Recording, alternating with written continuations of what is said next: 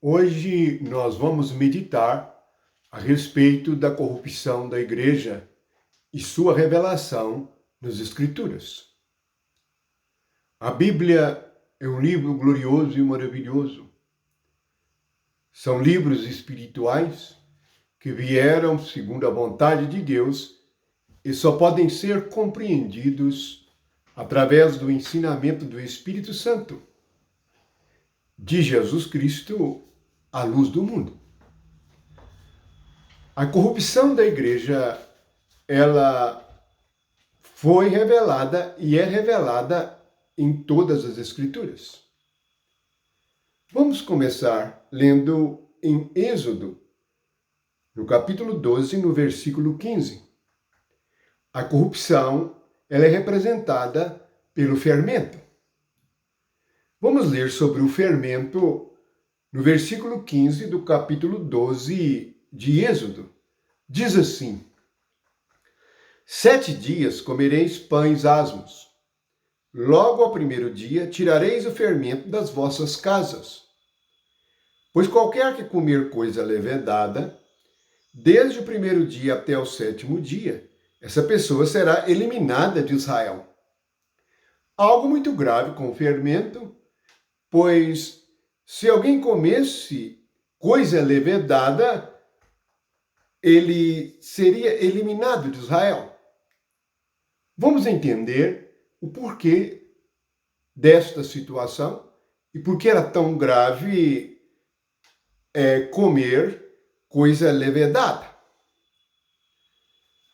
Vamos ver o que Jesus disse em Mateus 13, versículo 33.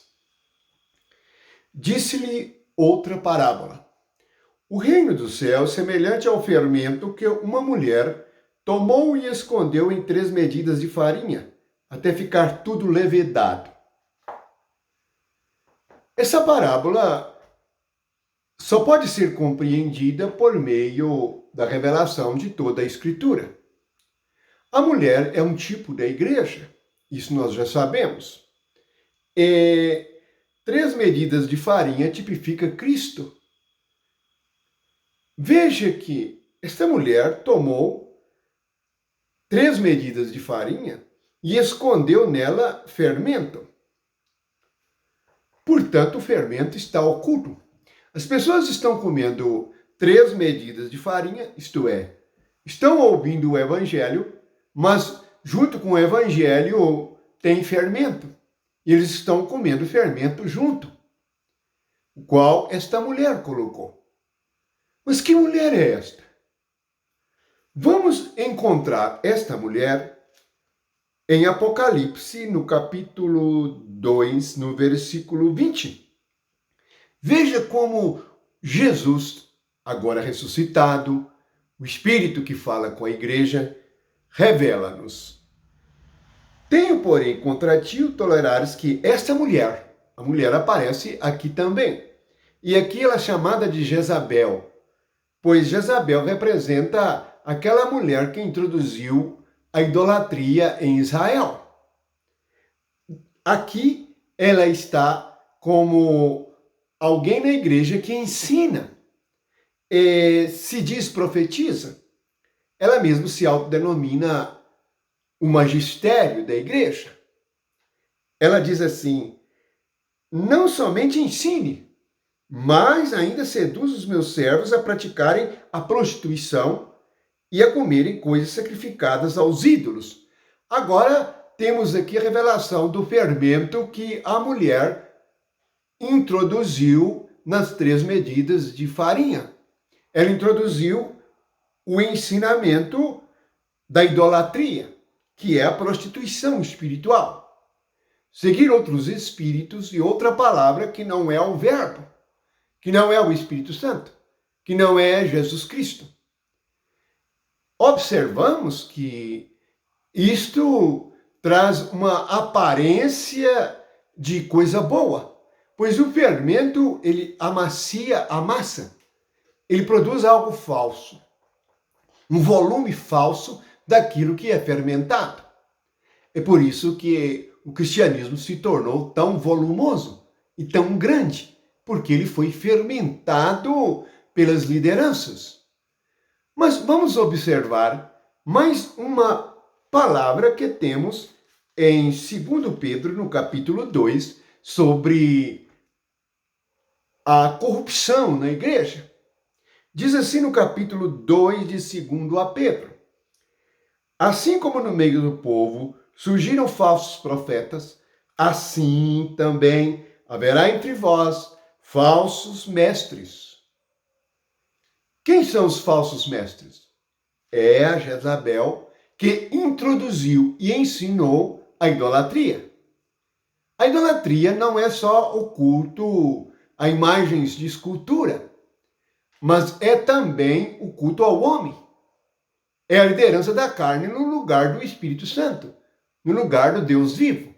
É o homem substituindo Deus nas igrejas. Diz assim o Espírito Santo por meio de Pedro: assim como no meio do povo surgiram falsos profetas, assim também haverá entre vós falsos mestres, falsos ensinadores, os quais introduzirão dissimuladamente. Veja que lá Jesus diz que a mulher, ela escondeu fermento em 3 medidas de farinha. Aqui diz que a doutrina errada é dissimulada. Esses falsos mestres não dizem que estão ensinando errado, eles dizem que estão ensinando corretamente. E o povo é enganado. Veja que eles introduzirão heresias destruidoras, trazendo sobre si mesmo repentina destruição. Muitos seguirão suas práticas libertinas.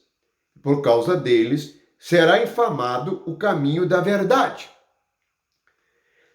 Também, movidos por avareza, farão comércio de vós, com palavras fictícias.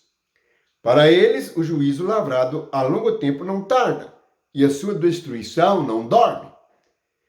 Eles farão comércio e serão movidos não pelo Espírito Santo, mas pelo dinheiro. Eles farão comércio com palavras fictícias. Ao invés da palavra da verdade, ensinarão mentiras.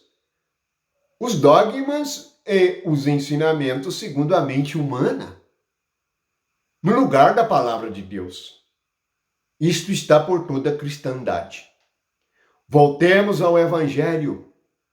As 3 medidas de farinha, flor de farinha, é o Cristo que foi moído e se tornou o pão vivo que desceu do céu, sem fermento, o pão asmo.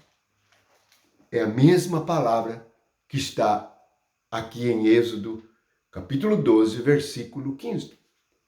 Esta é uma preparação para a Páscoa. Lá em Coríntios diz que Jesus é a nossa Páscoa. É a nossa passagem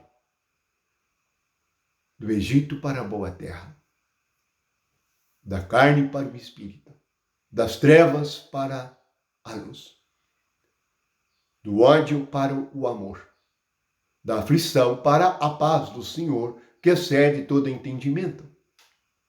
Veja como está escrito: 7 dias comereis pães asmos. Logo ao primeiro dia, tirareis o fermento das vossas casas. Tirem o fermento da vida espiritual de vocês. Fiquem somente com Jesus. Veja que isto tudo é uma questão de doutrina. É o que está escrito aqui também em Mateus capítulo 16. Fermento é uma doutrina. No capítulo 16 de Mateus, diz assim: como não compreendeis? Versículo 11 e 12. Jesus está dizendo: como não compreendeis que não vos falei a respeito de pães? E sim acautelai-vos do fermento dos fariseus e dos saduceus.